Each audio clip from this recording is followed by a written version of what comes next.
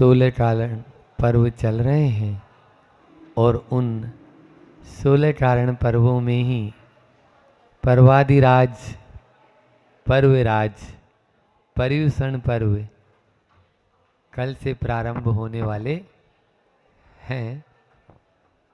आज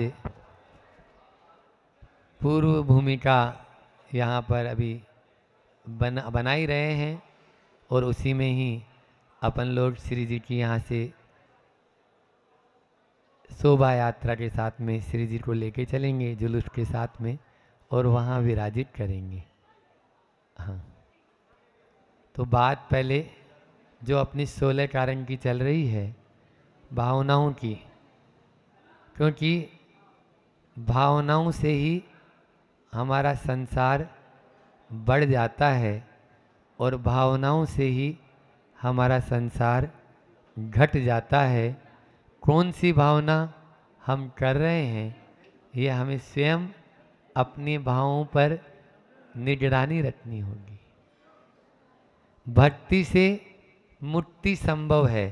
पिछले 2 दिन से हम इसी पर आपको चर्चा चल रही है अपनी सबकी। अरहत भक्ति अपन ने भावना भाई, फिर कल आचार्य भक्ति जिसमें शांति सागर जी महाराज जी का समाधि दिवस भी कल यहाँ इन सब लोगों ने पूजा के साथ में मनाया और उनकी आराधना की। आज उसी क्रम में बहुश्रुत भक्ति है ना, बहुश्रुत भक्ति। तो मैं बोल रहा था भक्ति से मुक्ति संभव है, लेकिन इतनी जल्दी से हमें हजम नहीं होती, हमें हजम नहीं होती। हम लोगों को विश्वास नहीं होता कि क्या भक्ति से भी मुक्ति संभव है। लेकिन जब भी मुक्ति होगी तब भक्ति से ही होगी। इस बात को अपन को अंदर तक बैठाना है। यदि भक्ति से मुक्ति संभव है तो ये बाकी सब बातें तो गौण हो जाती है, लेकिन हम मानते कहाँ हैं इस चीज़ को। हमें तो ये लगता है कि नहीं नहीं भक्ति करेंगे तो हमारा उतना समय हमारे जो 24 घंटे में मिले हैं वो कम हो जाएंगे, या फिर जल्दीबाजी में किए और अपनी कर लिए। जब हम भक्ति के प्रति पूर्ण रूप से समर्पित हो जाएंगे, बार बार यहाँ मंच से बोलने की ज़रूरत नहीं है कि मंडी भामरा वालों शिविर लग रहा है उसमें बैठना है, बोलना नहीं है। क्यों? क्योंकि वो आपके अंदर में बैठ चुका है, बैठ चुका है। आपकी स्थिति तो ऐसी ही है कि प्यासा नदी के पास जाता है, यहाँ तो नदी आपके सामने से बह रही है। आपको कुछ नहीं करना है, खाली दोनों हाथों को ये पानी भर के और होठों तक लाना है। तृप्ति तो मिलना ही है, तृप्ति तो मिलना ही है। कंठ से नीचे उतारेंगे तो आपकी प्यास जरूर शांत होगी। इसलिए भक्ति से मुक्ति संभव है। उसी में ही बहुश्रुत भक्ति में जो उपाध्याय परमेष्टि है ना, श्रुत की आराधना, जिनके मतलब यानी बहुश्रुत उनको पूरा मिल चुका है, जो श्रुत में पारंगत हो चुके हैं, ऐसे उपाध्याय परमेष्टि की आज हम सब यहाँ पर चर्चा करने के लिए बैठे हैं। तो उन उपाध्याय हमारे संघ में तो आप बोलेंगे कई बार ऐसा हुआ है, पूछा किसी ने आपके संघ में उपाध्याय परमेष्टि नहीं है ना, उपाध्याय लगता है। तो हमारे साधु तो हैं ही, गुरुजी आचार्य भी हैं और उपाध्याय, वो 3 in 1 नहीं, ऑल इन 1 है, एक ही में सब कुछ है। ऐसे उपाध्याय परमेष्टि हमारे संघ में, उनका यानी जो चिंतन है, उनका जो मनन है वो बहुत ही अद्भुत है। और वो बहुश्रुत मतलब जो स्वयं पहले अपने आप में चलाएं, वो अपने उपाध्याय शब्द कैसे बना? उप, अधि और आय। उप यानी समीप, उप यानी नयन के समीप, उपनयन चश्मा, ठीक है ना, तो ये याद रहेगा। तो उप यानी समीप हो गया, अधि यानी अधिक, बहुत पास में निकट, और आय जो इनकम मतलब आना, तो जो बहुत पास में आ जाए वे हैं उपाध्याय। इसलिए उपाध्याय की आराधना करेंगे। वो स्वयं चलते हैं, पहले स्वयं चलते हैं और फिर बताते हैं इस मार्ग से यदि हम चलेंगे तो निश्चित रूप से हमें मंजिल मिल जाएगी। हाँ, संसारी जीवों को देखकर उनके मन में भी हुतल पुतल होती है, तब वो जानते हैं अज्ञान के कारण संसार में भटक रहा है। जिस तरह से मुझे ज्ञान की प्राप्ति हो चुकी है वैसे सबको भी ज्ञान की प्राप्ति हो, और इसी भावना के साथ में वो ज्ञान का वितरण करते हैं। ठीक है ना? वो पात्रानुसार करते हैं, ऐसे नहीं कि किसी को कुछ भी दे दिया। जैसे वैद्य होता है तो वो औषध देते हैं। अब औषध बच्चे को कितना देना और बच्चे की माँ को कितना देना, दोनों का मालूम रखता है वो वैद्य।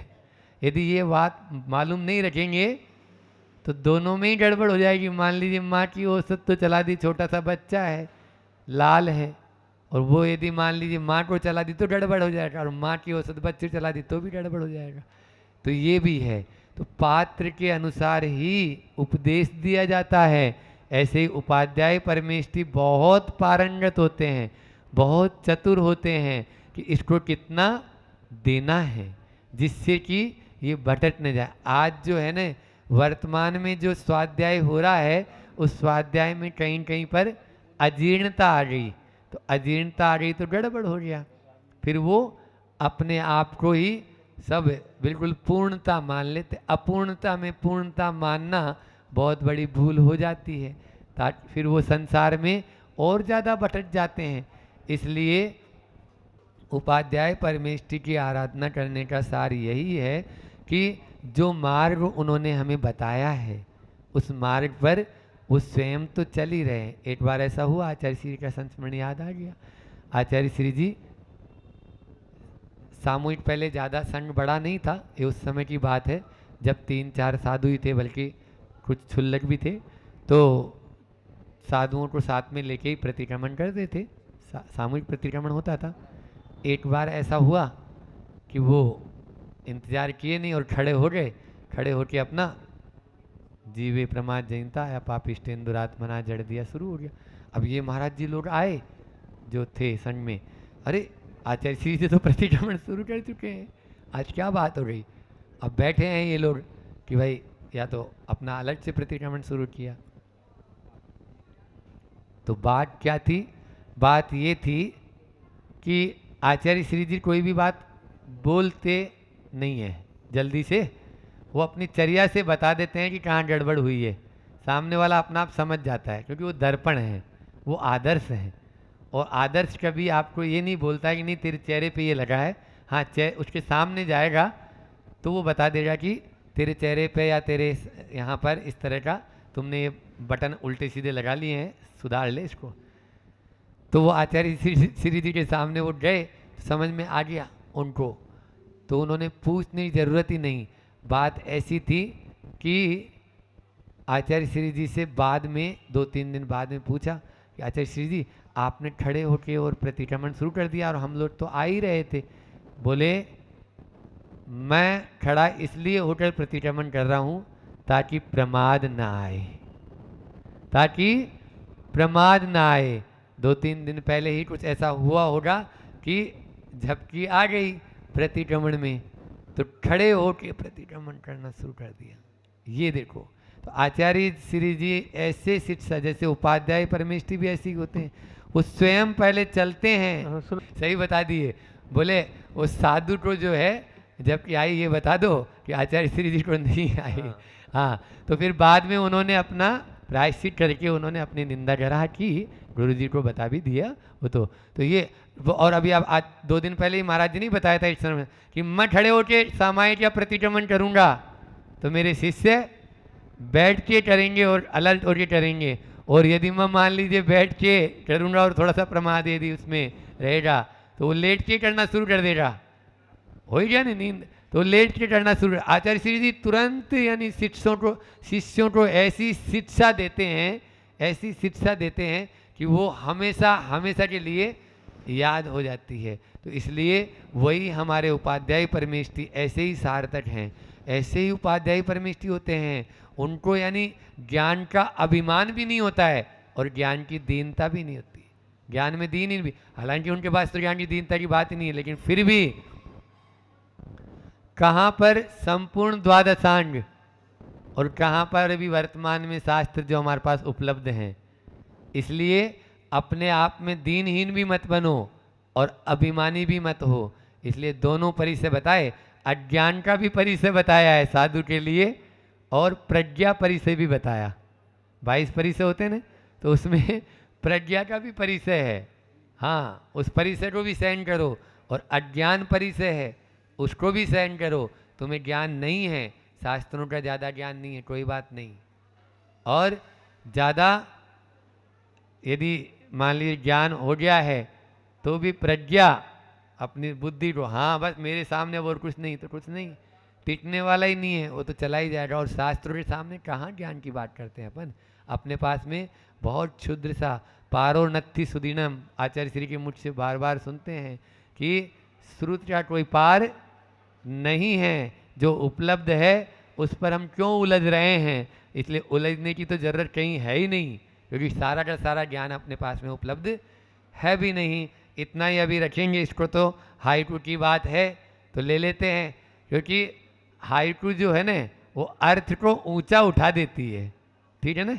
अर्थ को आचार्य श्री का एक हाइकू ही है, हाइकू तिपाई अर्थ को ऊंचा उठाती, तो इसलिए जल्दी समझ में और फिर वर्तमान में समझ में आ जाता है।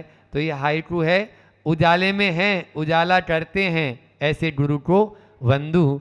बहुश्रुत ज्ञानी जो होते हैं, उपाध्याय परमेष्ठी जो होते हैं, वे स्वयं उजाले में रहते हैं और दूसरों को भी उजाला प्रदान करते हैं। ऐसे उन उपाध्याय परमेष्ठी को बार बार वंदु। आचार्य श्री लिख रहे हैं उजाले में स्वयं है, जो अंधेरे में रहेगा वो क्या उजाला प्रदान करेगा, है ना। वो एक बार ऐसा हुआ कि एक डॉक्टर साहब थे, तो उनके पास एक आदमी दिखाने गया, तो वो डॉक्टर साहब को, उसको नेत्र की बीमारी हो गई थी, उसको हर चीज़ दो नज़र आती थी। तो वो वहाँ पर उन जो आँख के डॉक्टर साहब थे उनको दिखाने गया, तो बीमारी ऐसी थी कि बोले वो दो नज़र आते थे इसको, तो अब वो डॉक्टर साहब को चार नज़र आते थे, डॉक्टर साहब को चार नज़र आते थे। तब वो वहाँ से उठा और बाहर आ गया। बोले क्या हुआ, बोले वो स्वयं को ही चार नज़र आते हैं तो वो मेरा क्या इलाज कर पाएंगे। तो समस्या ऐसी है, उन्हीं डॉक्टर साहब के पास में जाओ जो स्वयं उजाले में है। ऐसे दुर्लभ सागर जी महाराज उजाले में हैं और उजाला करते हैं, और ऐसे ही अपन को यानी जो है ना, तभी वो उजाला भी दे पाएंगे, नहीं तो अंधेरे वालों के पास चले जाएंगे तो अंधेरा ही मिलेगा। इसलिए अपने आप को समझे कि कहाँ अपन को सच्चे देव शास्त्र गुरु के पास में ही अपन को जाना है, और उन्हीं से अपन को अज्ञान का जो मोह का रूप का अज्ञान जो अपने अनादिकाल से अपनी आत्मा पर तिमिर जो छाया हुआ है वो दूर हो सकता है। कहने का मतलब ये है कि अपन को ये अज्ञान अंधकार दूर करना है, तो उसके लिए संस्कारों की बात है, और संस्कार के बिना अज्ञान दूर होगा नहीं। और वही संस्कार मंडी बामोरा में आप लोगों को मिलने वाले हैं, मिल रहे हैं लगातार, लेकिन और उसमें वृद्धि करके, तो संस्कार या शिविर जो है वो संस्कारों का बीजारोपण करने वाला है। यह शिविर आपको अनुशासन सिखाने वाला है, यह शिविर आपको जीवन जीने की कला सिखाने वाला है, यह शिविर आपको रोजमर्रा में, यह 10 दिन का शिविर 355 दिन हम कैसे जिए ताकि पाप का बंध न हो, ऐसी बात आपको इसमें सीखने को मिलने वाली है। इसलिए इस शिविर का पूरा लाभ लें, जितना भी देखो लाभ लेना, यहाँ से तो पूरा दोनों हाथों से बिल्कुल खूब लुटा रहे हैं। वो भजन गाते हैं ना कि लुट रहा रे, और बाबा जी का खजाना लुट रहा, तो लूट सके तो लूट ले बंदे। हाँ, इसलिए आपको इस शिविर में कुछ निर्देश भी होंगे, जो निर्देशक महोदय जी भी आ चुके हैं, फिर भी आपको सबसे बड़ी बात है अनुशासन और समय की पाबंदी। समय पर आपको उपस्थित होना बहुत ज़रूरी है। आप लोगों ने जैसे जैसे बोला हमने वैसे वैसे कर दिया है। हाँ, ऐसा नहीं है कि उसमें अब आप जो है जो समय आपको दे दिया गया है, जैसे मान लीजिए आहार के बाद जाना है और सामायिक भी आपको ऐच्छिक कर दी है, तो सामायिक के बाद तक जो आना है तो उस समय उपस्थित सबको होना है। दोपहर की सामायिक ऐच्छिक रखी है, जिनको करना है वो भैया जी पूरा अच्छे से कराएंगे। लेकिन जो बाकी जो कार्यक्रम हैं उनमें कोई आ रहा है महुआ के पेड़ पे जैसे टपकते हैं ना, वो महुआ धीरे धीरे, तो वैसे नहीं टपकना, सीधे सीधे बोल रहे हैं हम तो। फिर उसके बाद में आप ये नहीं सोचना 10 दिन आप जितना त्याग कर सकते हैं, ये तो त्याग के दिन हैं, इसमें ग्रहण तो खूब किया है, इसलिए आप जितना त्याग कर सकते हैं वो आप अपनी आत्मा की शुद्धता के लिए करेंगे। चाहे वो आहार संबंधी हो, चाहे वो विहार संबंधी हो, चाहे वो रहन सहन संबंधी हो, चाहे वो खान पान संबंधी हो, चाहे वो अपने शरीर से संबंधी हो, उन सब का मान लीजिए 10 दिन आप चाहें तो मोबाइल का भी त्याग कर सकते हैं, है ना। हम अपनी तरफ से यहाँ, क्योंकि ये इतनी ज़्यादा वो हो चुका है, मतलब आदि इसके लोग एडिक्ट जिसको बोलते हैं, फिर भी आप 1 घंटा मोबाइल उपयोग नहीं करेंगे, 2 घंटा नहीं करेंगे, 3 घंटा नहीं करेंगे, ऐसा तो कर ही सकते हैं, है ना। ये भी देश व्रत कहलाता है हमारे यहाँ। देश व्रत कुछ समय की मर्यादा बना ली उसके अंदर में, तो इसको आप लोग अपने अनुसार जैसा भी आप चाहें वैसा कर सकते हैं। फिर भी जो वहाँ कार्यक्रम होगा, मतलब कार्यक्रम के दौरान, उस दौरान मोबाइल कोई भी उपयोग नहीं करेगा। रात्रि में आप लोगों को मौन धारण करना है 9 बजे से लेकर सवेरे 4 बजे तक, ऐसा नहीं।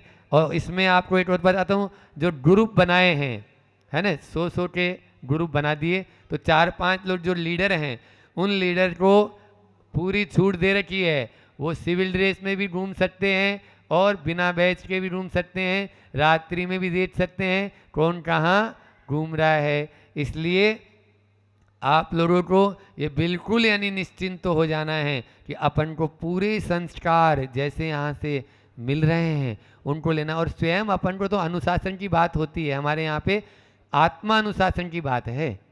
हाँ, डंडा मार के और प्रायश्चित दे के ये अनुशासन वाली बातें अपने यहाँ धर्म में नहीं चलती। आत्मा अनुशासन, अपनी स्वयं की जो सेल्फ अनुशासन जो आप में आएगा उसका प्रभाव ज़्यादा पड़ेगा। यहाँ से अपन हम बता रहे हैं नियमों को, फटाफट इनको एक बार पढ़ देता हूँ, जिसके माध्यम से आप लोगों को ध्यान रहेगा कि हमें करना क्या है। आप लोगों को जो भी कार्यक्रम सामायिक है, प्रतिक्रमण है, वो तो हम लोग सामूहिक कराएंगे यहाँ पे, इसलिए आप लोगों को उसकी चिंता ही नहीं करना है। लेकिन उसके अलावा 1 माला नमोकार मंत्र की, यदि सभी फेरते हैं वैसे तो, लेकिन जो नहीं फेरता है 1 माला नमोकार मंत्र की अवश्य फेरना है। और जिस धर्म की उस दिन जाप है वो जाप अवश्य, जैसे उत्तम क्षमा धर्मंगाय नमः, तो ये आपको बता दिया जाएगा। फिर उसके बाद में भोजन के पहले कायोत्सर्ग और भोजन के बाद भी कायोत्सर्ग करना है। अभी नहीं करते थे वो नहीं, देखो आपको कुछ परिवर्तन तो करना है, जो ढर्रा अभी तक चल रहा है उस ढर्रे से नहीं चलना है, समझ में आ रहा है। हाँ, बोले महाराज जी अभी तक तो वैसे ही चल रहा था, वो नहीं, जो है तो कायोत्सर्ग आपको करना है। भोजन के जो वस्तुएं हैं, उन भोजन में कितनी वस्तुएं आपको लेना है, क्या लेना है, वो आप अपना परिमाण बना सकते हैं। उसके बाद में बिना बताए उपवास नहीं करना है, क्योंकि अभी जो काल चल रहा है ना, ये इस काल में आप उपवास बड़े महाराज जी से लें, सबसे अच्छा तो अपन, क्योंकि हमें भी लेना है तो हम इनसे ही बात करके करते हैं, तो वो अपन आप लोग भी बड़े महाराज जी से बताएं, ताकि एक मालूम तो रहेगा ना जिसको 10 उपवास, क्योंकि कई बार ऐसा होता है, देखो अपन को हमें अपनी भी देखना है और आप लोगों को भी अपन को संभाल के चलना है। तो इस काल के अनुसार जिनको ये परमिशन देंगे देंगे, ठीक है ना, आशीर्वाद सबको मिलेगा, लेकिन फिर भी अनुकूलता वो आप लोग इनकी अनुकूलता से आप उपवास 1 दिन का, 2 दिन का, 1 दिन छोड़ के 1 दिन भी कर सकते हैं। 10 दिन पूरे करने वाले भी बहुत सारी मानसिकता बना रहे हैं, लेकिन वो धीरे धीरे जैसा महाराज जी की तरफ से अपन को आशीर्वाद मिलेगा। फिर शिविर निर्देशन के पूरे जो इनके निर्देश होंगे उनका पालन करना है। अपना बैच जो है ना वो हमेशा लगा के रखना है, ताकि आपको जो है कोई भी हाँ दिक्कत ना आए। नहीं तो पूजा वाला भी पूछेगा, वो पूजा में पूछेगा, वहाँ भोजन वाला भोजन में पूछेगा, तो गड़बड़ हो जाएगा। और जो भी आपको यहाँ से किट मिल रही है वो किट हमेशा साथ में रखें, है ना। उस साथ में रखेंगे क्योंकि उसमें जो पुस्तक है उस पुस्तक में सब कुछ है, सुबह से लेकर शाम तक की जो भी दिनचर्या आपकी है वो उसी में मिलेगी। तो इधर उधर की कोई जिनवाणी आपको फिर देखना ही नहीं पड़ेगा। इसके अलावा प्रत्येक क्रिया में शामिल होना है। ड्रेस कोड जो यहाँ दिया गया है, धोती दुपट्टा, हाँ इसमें भी एक छूट और दे दी है कि धोती दुपट्टा पूजन तक रहेगा, फिर कुर्ता पजामा में सफ़ेद कुर्ता पजामा आप पहन सकते हैं, लाल पीला नीला ये नहीं चलेंगे। और बहनें भी जो अनमेरिड है वे सूट में रहेगी, लेकिन जो हटकर का सूट जो यहाँ का जो अपन को यहाँ ड्रेस कोड था उसमें रहेंगे, ठीक है ना। बाकी महिलाएं साड़ी में रहेगी और आप लोग धोती दुपट्टा में या कुर्ता पजामा में, ये ड्रेस कोड बता दिया है। फिर उसके बाद में मोबाइल का बता ही दिया। मौन भी आप रख सकते हैं दिन में भी, ये तो रात्रि का तो हमने बता ही दिया है कि 9 से आपको रखना है, लेकिन बाकी समय दिन में भी 1 घंटा आप मौन रहेंगे, आधा घंटा रहेंगे, ये भी कर सकते हैं। समय हो रहा है। दिन में एक आसन करना है सभी शिविरार्थियों को, लेकिन हाँ बच्चे हमारे पाठशाला के बच्चे भी इसमें शामिल हुए हैं तो शाम को आपको फल मिलेंगे, ठीक है। इतना तो करें, हो सकता है हमारे शिविरार 100 शिविरार तो यही होंगे लगभग, बच्चे ही हैं हमारे, पूरी पाठशाला के बच्चे पूरे सब फार्म भरे हैं। तो वो लोग बाल दाढ़ी आदि बनाना, नाखून आदि काटना, इसका नियम भी आप ले सकते हैं, ऐच्छिक है, नहीं बनाए तो अच्छा है। आज जो भी करना है कर लें, फिर कल से आप 10 दिन तक फ्री रहेंगे इन चीज़ों से।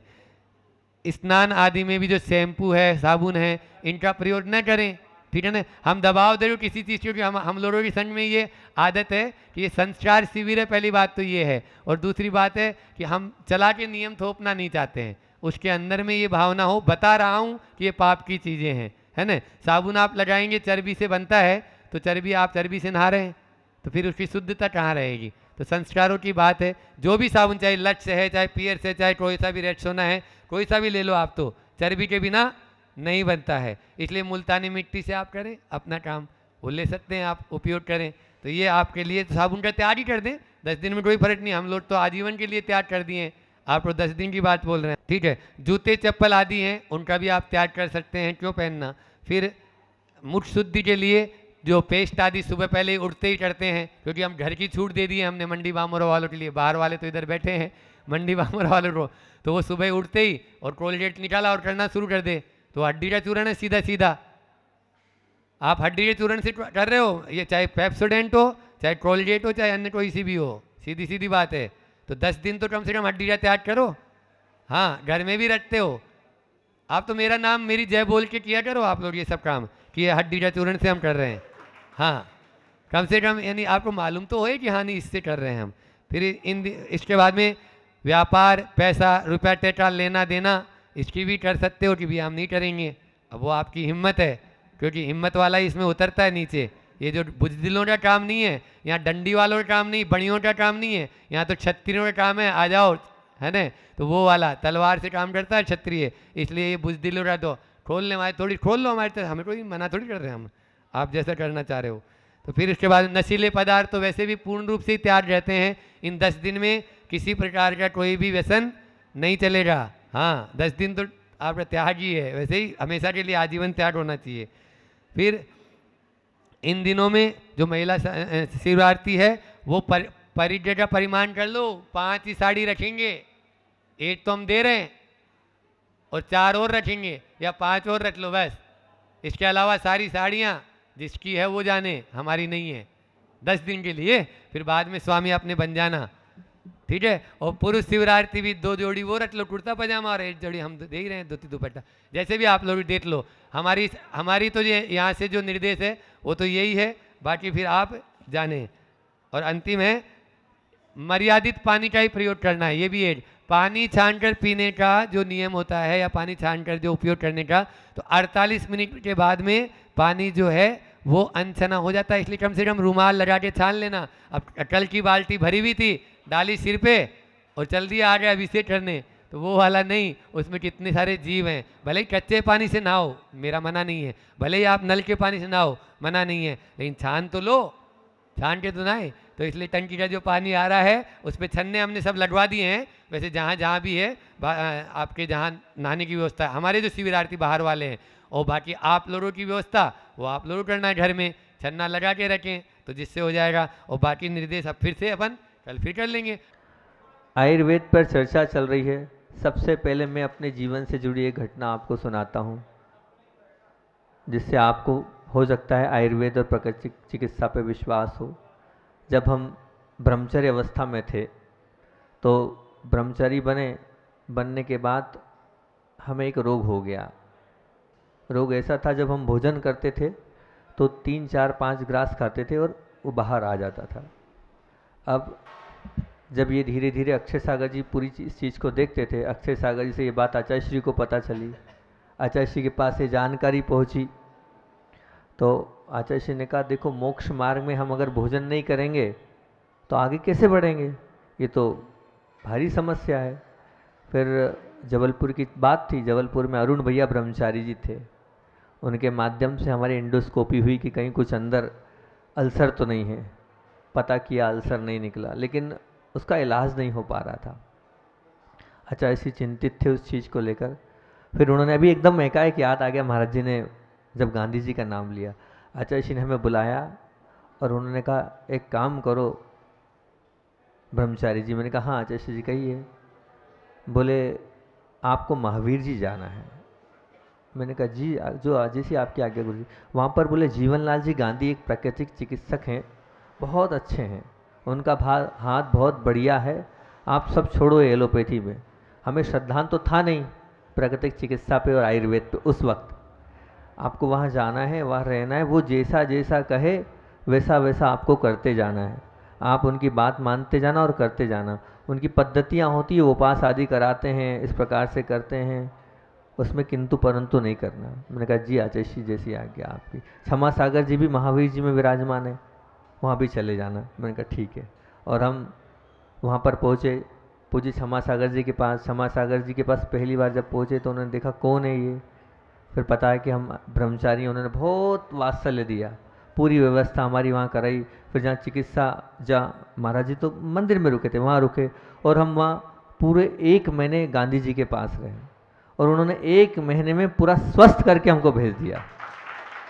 उनकी अपनी प्रक्रिया थी, पहले उनने जल उपास कराया, फिर उन्हें लौकी कराई, फिर लौकी के बाद वो कुंजल कराया, वो जितनी भी प्राकृतिक चिकित्सा की जितने भी पंचकर्म थे वो पूरे कराए। और कराने के पश्चात जब पूरा आराम मिल गया तो उन्होंने कहा आचार्य श्री को बारंबार नमोस्तु कर देना, उनने जो केस हमारे पास भेजा था हमने उसको अच्छा करके भेज दिया है।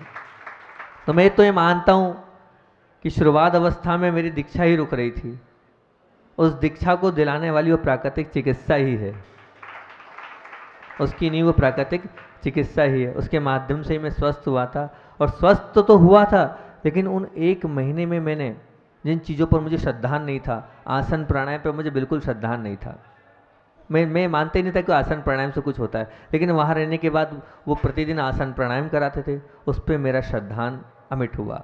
उसके बाद वो जो लेक्चर देते थे, उस लेक्चर से मुझे लगता था, उनका कहना है कि आप क्या मानते हो, आपने बार बार बोलते थे कि गांधी जी बोले आपने 1 कचौरी खा ली ना, ये 4 रोटी का काम करती है। वो ये कहते हैं आपने 1 कचौरी खा ली, ये 4 रोटी का काम करती है। आप सबसे पहले अगर आपको स्वस्थ होना है तो आहार विज्ञान समझना पड़ेगा, कहाँ कब कैसे क्या खाएं ये बहुत ज़रूरी है, किसके ऊपर क्या खाएं ये बहुत ज़रूरी है। बोले कोई औषधि की आवश्यकता नहीं है, आपके घर में जो मसाले आदि हैं उन्हीं से सब कुछ हो सकता है, पर आप समझें तो हम आहार विज्ञान को समझें। हमने जितना खाया उतनी आवश्यकता भी है कि नहीं हमारे शरीर को, हम आवश्यकता से अधिक खा लेते हैं, और आवश्यकता से अधिक खाते हैं, इसके कारण हम बीमार होते हैं। आचार्य भगवान जब मूलाचार पढ़ा रहे थे तो मूलाचार पढ़ाते पढ़ाते आचार्य भगवान ने ये बात बोली थी कि हमें अपने शरीर को स्वस्थ रखना है तो हमें गिन कर खाना चाहिए। हमें लग रहा था आचार्य श्री क्या बता रहे हैं, कैसे गिनेंगे, भूख खत्म बैठ जाओ, पर नहीं, आचार्य श्री ने बिल्कुल बिल्कुल परफेक्ट बात बोली थी कि हमारे ग्रास फिक्स होना चाहिए, हमारी जितनी अंजुली पानी है वो फिक्स होना चाहिए, हमें कितना क्या लेना वो फिक्स होना चाहिए। मान लो हम 6 रोटी लेते हैं, अब 6 रोटी की जगह आपने बड़े बड़े बाफले चला दिए तो 6 बाफले खाएंगे क्या? तो ये जब तक आहार विज्ञान हमारे अंदर नहीं आएगा तो हम स्वस्थ रह ही नहीं सकते हैं। ये इतने सारे चिकित्सक आए, ये चिकित्सक कुछ कर ही नहीं पाएंगे, पूरा आपके आहार विज्ञान के ऊपर निर्भर है। फिर उसके बाद डोंगरगढ़ की चर्चा है, हमने इतना ही सिर्फ आहार विज्ञान समझा था और प्राणायाम आसन करते थे, लेकिन आयुर्वेद पे श्रद्धा नहीं था, क्योंकि जहाँ हमें भेजा गया था वहाँ आयुर्वेद के विषय में कुछ नहीं बताया था क्या आयुर्वेद होता है। प्राकृतिक चिकित्सा का पूरा श्रद्धान हो गया था, आयुर्वेद पर विश्वास नहीं था। पर हुआ एक दिन ऐसा कि हमने ब्रह्मचर्य अवस्था में, हमारे डॉक्टर मयूर जी हैं जबलपुर वाले, उनसे एक्यूप्रेशर, एक्यूपंक्चर आदि सीखा था, और फिजियोथेरेपी भी। हमारी वैयावृत्ति की जो रुचि रहती है कि तो वो सब चीज़ें हमने सीख ली थी। वो सब चीज़ें सीख, आपके साथ जो बैठे ना शाह जी, इनने भी हमें कुछ सिखाया है, मर्म बिंदु चिकित्सा। इनके माध्यम से भी पिछली बार नेमावर चतुर्मास में आए थे ये, और पहले से बोल के कहते महाराज जी आपको कुछ दे के जाना है, कुछ सिखा के जाना है। तो उन्होंने हमें मर्म बिंदु चिकित्सा पूरी सिखाई थी, उसका प्रयोग हम करते रहते हैं। तो इसी प्रकार मयूर जी से हमने सीखा। तो आचार्य श्री ने एक दिन हमें बुलाया, सहजता से बुलाया। हमने कहा आचार्य श्री एकदम बुला रहे हैं, कोई कार्य होगा। हम वहाँ पहुँचे, हमें लगा कोई महाराज जी की चर्चा करनी होगी स्वास्थ्य से संबंधित। हम पहुँचे, आचार्य भगवान को नमोस्तु किया, आचार्य श्री से चर्चा चलती चलते मैंने कहा हाँ जी आचार्य श्री जी। बोले आपका श्रद्धान विदेशी पद्धतियों पे बहुत ज़्यादा है। मैंने कहा विदेशी मतलब? बोले आप वो क्या फिजियोथेरेपी करते रहते, अल्ट्रासाउंड, ये सब चीज़ें ठीक नहीं है, अपन साधु हैं और हमारे प्राचीन ऋषियों ने बहुत कुछ दिया है, आप उसका उपयोग नहीं करते हैं। मैंने कहा आचार्य श्री वो पढ़ा है और वो अनुभव में भी है। बोले आप अनुभव लोगे तब तो मिलेगा। मैंने कहा हाँ वो तो। बोले आपको आयुर्वेद का अध्ययन करना चाहिए। मैंने कहा कभी पढ़ा नहीं है आचार्य श्री जी। अरे कोई ने कभी सीखा है क्या? हम सीखेंगे तभी तो आएगा। उन्होंने एकदम डांट के सा बोला। मैंने कहा जी आचार्य श्री जी, मैं प्रयास करूँगा आयुर्वेद का ग्रंथ का अध्ययन। अब हमने प्रसाद सागर जी और से आके बोला कि ऐसा ऐसा आचार्य श्री बोल रहे हैं। मतलब देखते हैं, अब आचार्य श्री की भावना है तो अपन कुछ ना कुछ पढ़ेंगे। योग संयोग की बात थी कि एक महावीर जी सोंगानी हैं जो जयपुर के अच्छे नामी वैद्य हैं, जिनका नाम चलता है नाड़ी वैद्य, और वो पूज्य गुरुदेव के दर्शनार्थ आए और वृद्ध अवस्था तो थी ही। वो वहाँ आए, वहाँ आके आचार्य श्री के पास रहे। तो हमारी जो कुछ दिन पहले ही आचार्य श्री ने बोला था, तो हमने आचार्य श्री से पूछा कि आचार्य श्री जी ये आए हुए हैं और शायद 8 दिन रुकेंगे भी, तो हम क्या इनके साथ बैठकर अध्ययन कर सकते हैं? शुभ काम में देरी नहीं, दोनों हाथ से आशीर्वाद। आचार्य श्री ने क्या बोला? शुभ काम में देरी नहीं, दोनों हाथ से आशीर्वाद। मैंने कहा ठीक है। हम बैठे, हमने अपने साथ निश्चिम सागर जी से बोला, उनकी भी रुचि रहती है। मैंने कहा आप भी आ जाओ, और प्रसाद सागर जी को तो बोला कि आपको साथ रहना ही है। हम तीनों का सामायिक होती थी 2-2.5 घंटे। सबसे प्रमुख ग्रंथ है, कल्याण कारक तो है ही, लेकिन उन्होंने कल्याण कारक को ना पढ़ाकर उन्होंने कहा आप भेषज रत्नावली पढ़ो। भेषज रत्नावली आप पढ़ो महाराज जी, वो आपके जीवन में बहुत काम आएगी। भेषज रत्नावली इसलिए पढ़ो कि औषधि बनाना क्या है वो मूल है। औषध तो आप जो मार्केट के लेते हैं वो ठीक नहीं है। उन्होंने यही कहा कि जो हम कंपनियों की औषधि लेते हैं, वो कंपनियों की औषधि का कोई भरोसा नहीं, वो शुद्ध है अशुद्ध, किस प्रकार से बनी है, क्या चीज़ डली है। हम तो ये चाहते हैं कि आप अपने आँख के सामने औषधि बनवाओ। तो आपको भेषज रत्नावली में उसका ज्ञान भी होगा कि महानारायण तेल बनाना है, किसमें कितनी क्या मात्रा हो, ये बहुत ज़रूरी हैगा। और मान लो चित्रकाती बटी बनाना हो तो क्या क्या मिल रहा है, किस किस प्रकार से मिल रहा है। तो उन्होंने हमें शुरू से लेके आखिरी तक भेषज रत्नावली का अध्ययन कराया। अध्ययन के साथ जो उनके पास बहुत सारे नुस्खे थे, वो नुस्खे भी उन्होंने वहाँ पर दिए। उसके बाद धीरे धीरे धीरे हमें आयुर्वेद का भी ज्ञान होने लगा। और फिर आप लोग तो आते ही रहते थे, कभी आपसे पूछा कभी आपसे पूछा, तो उस आयुर्वेद में भी हमने बहुत कुछ प्राप्त किया। पूज्य गुरुदेव के आशीर्वाद, जो भी किया सब गुरुदेव की कृपा से और गुरुदेव की आज्ञा से हमें मिलता चला गया और हम प्राप्त करते चले गए। और आयुर्वेद में हमें बहुत श्रद्धान होते चले। बहुत बार ऐसे अनुभव किए कि किसी से ठीक नहीं हो रहा है, और उस आयुर्वेद के जरा से नुस्खे से हमने ठीक किए बहुत से लोगों को, बहुत से साधुओं को। एक मतलब एक आपको संस्मरण भी, आप रोज लोग सुनते ही हो, इसमें संस्मरण भी हो जाएगा क्योंकि अपने पास समय बहुत कम है। आचार्य भगवान का वो संस्मरण मैं आपको सुना देता हूँ, जो मतलब आश्चर्यचकित कर दी उस बात को लेकर। एक बार पूज्य निष्कंप सागर जी महाराज जी दीक्षा हुई, और दीक्षा होने के बाद बहुत पेट में दर्द था। पूरी रात हो गई, दर्द नहीं जा रहा है। हमने जितने उपचार थे सब कर लिए, जहाँ तक बन सकता था सब कर लिया। यहाँ तक कि नागपुर के एक बहुत बढ़िया एक्यूप्रेशर के डॉक्टर हैं, उनको भी बुलाया, उनने भी अपना सब कर लिया, नहीं हुआ। वो आहार पे उठ नहीं पा रहे थे। फिर भी आचार्य ने कहा हाँ देख लो। फिर मैं आचार्य के पास दोपहर में गया। मैंने आचार्य से कुछ मत करो, सब डॉक्टर फेल हैं, आप कुछ बता दो, मुझे विश्वास है आप जो बताओगे उससे कुछ हो जाएगा, पूरा विश्वास है। वो महाराज जी को बहुत तकलीफ है, रात हो गई है और पूरा दोपहर होते जा रही हैगी, वो सहन नहीं कर पाए। वो आंख बंद करी उन्होंने और नीचे आंख करके कुछ सेकंड सोचा उनने, और उन्होंने मुस्कुराते कहा एक काम करो। मैंने कहा जी आचार्य श्री जी, एरंड का तेल होता है? मैंने कहा हाँ आचार्य श्री मिल जाएगा। बस कुछ नहीं करना, एरंड के तेल को उनकी नाभि में मालिश करना है 5 से 8 मिनट। अच्छा मालिश करते जाना, आप मालिश करते जाओगे और उनका दर्द खत्म होता चला जाएगा। उनने ऐसा कहा। अब मुझे आश्चर्य तो लगा, न जाने कितने तो उपचार हो गए, और आचार्य श्री कह रहे एरंड का तेल ऐसा लगाओ और ठीक हो जाएगा। अब ठीक है, पर गुरुदेव पर पूरा श्रद्धांत था। मैंने कहा नहीं, आचार्य श्री ने कहा है तो निश्चित ठीक होगा। और आप मानिए हमने इधर एरंड का तेल लगाना चालू किया, उनकी वायु कहाँ से पास हो रही हमें नहीं मालूम, वो जैसे जैसे उनकी वायु निकलती चली गई उनको आराम मिलता चला गया।